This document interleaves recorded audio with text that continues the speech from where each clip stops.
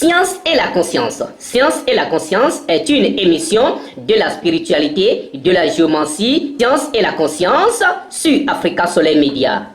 L'éducateur apostolique brésilienne, exorciste traditionnaliste. Déjà, ça fait partie des feuilles bibliques, hein, la feuille de l'hysope.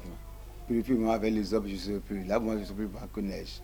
C'est ça ce que la Sainte Bible nous dit. C'est vrai que c'est une feuille qui fait la purification de l'âme, de l'esprit et du corps. C'est cette raison pour cette raison que les gens ont ces feuilles-là dans notre culture, dans notre tradition.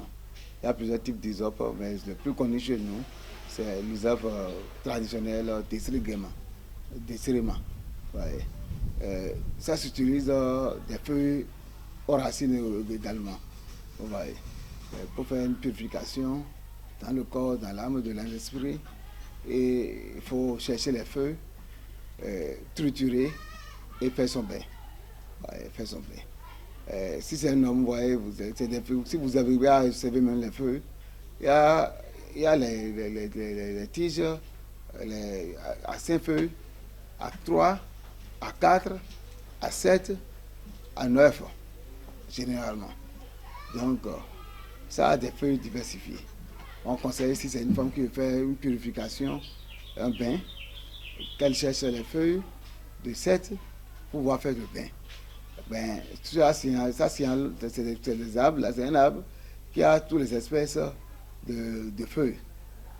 Feuilles de 1, 2, les feuilles de 2 pour montrer qu'il y a la paix, les feuilles de 3 pour montrer la Trinité, et les feuilles de 7 pour montrer la plénitude, les feuilles de 9 pour montrer la gloire. Voilà. Et donc, on demande souvent aux femmes de chercher les tiges de 9 feuilles pour triturer, aux hommes de 7 feuilles pour triturer, aux hommes de 9 feuilles pour triturer, pour pouvoir faire son bain.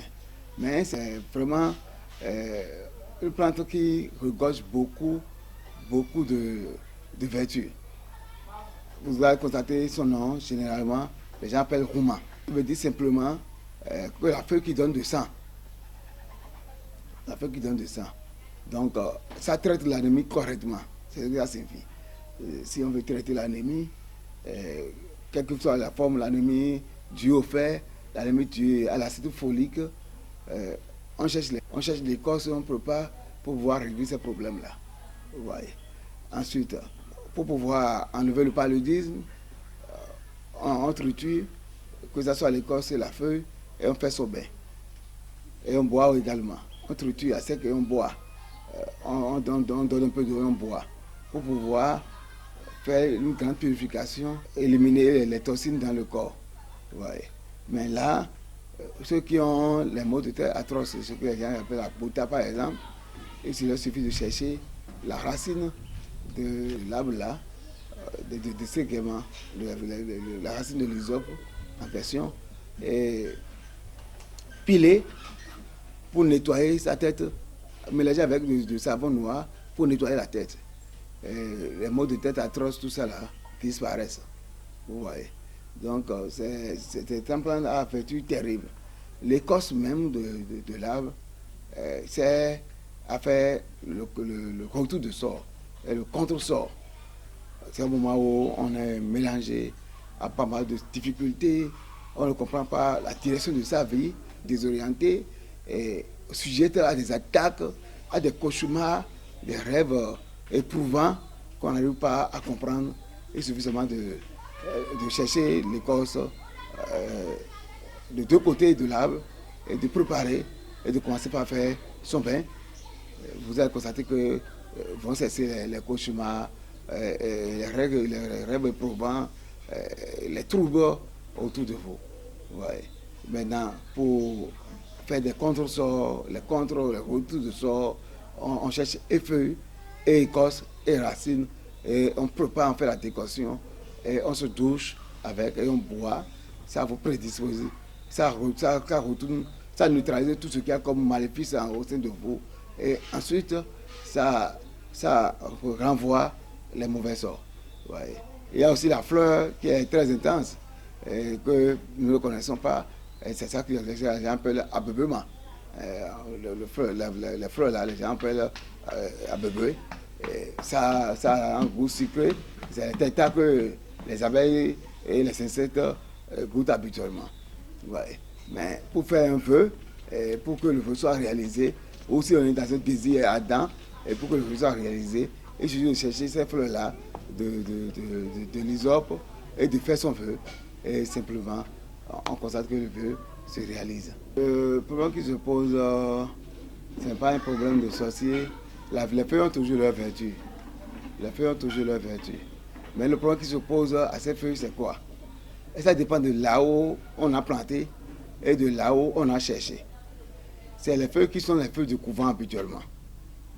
Vous voyez. Et dans le couvent, vous allez constater que c'est planté devant une divinité par rapport à l'aspect de divinité. Pour montrer que cette divinité, on ne peut pas faire des choses impures à côté. Donc, ça dépend de là où tu vas chercher. Si tu vas chercher ces feuilles-là à un endroit miné, ce qui est sûr, si la terre est minée quelque part, les feuilles seront minées aussi. L'arbre sera aussi miné. Mais s'il y a un bon endroit dans ta propre maison, tu arrives à planter ou à utiliser comme un feu de clôture, tu cherches, ça s'effectue. Aucun sorcier, les sorciers même sont très redoutables, ces filles sont très redoutables aux sorciers. On fait la poudre, un encens terrible pour pouvoir exorciser sa maison par exemple. Donc, c'est des feuilles aucun sorcier ne peut manipuler. Mais ça dépend de... Par exemple, les arbres qui sont au couvent habituellement, les gens, pour dans les couvents, pour chercher, croyant que ça a les mêmes effets. Si c'est dans les couvents, c'est déjà lié à une divinité ou à un esprit. Donc, en cherchant les feuilles en ce moment-là, ça veut dire que tu entres en connexion avec l'esprit là. Ça dépend de la culture de chaque personne et du niveau spirituel de chaque personne. Il y a des choses qu'on dit publiquement, il y a des choses qu'on est obligé de ne pas le dire publiquement, parce que si vous n'avez pas le niveau spirituel qu'il faut, tout arbre a mille effets à utiliser. Vous voyez. Dans notre tradition, simplement, pour évacuer les toxines, par exemple, vous savez, je ne sais pas, la pratique n'existe plus maintenant. Sinon, c'est la feuille là qu'il faut chercher en quantité et préparer. Seulement qu'on ne peut pas prendre cette feuille là seule. Vous voyez, quelqu'un, par exemple, qui a commis des iniquités terribles. Et peut-être il a participé à des événements, ou peut-être que le sang va couler dans ses mains, et il a quand même besoin d'une purification, par exemple. On associe l'hysope avec la feuille de myrrhe, que les gens appellent l'idjima, par exemple, et la feuille de laurier, par exemple, pour se purifier en profondeur. C'est la personne qui a déjà commis des actes et il est en remords. Il veut la réparation.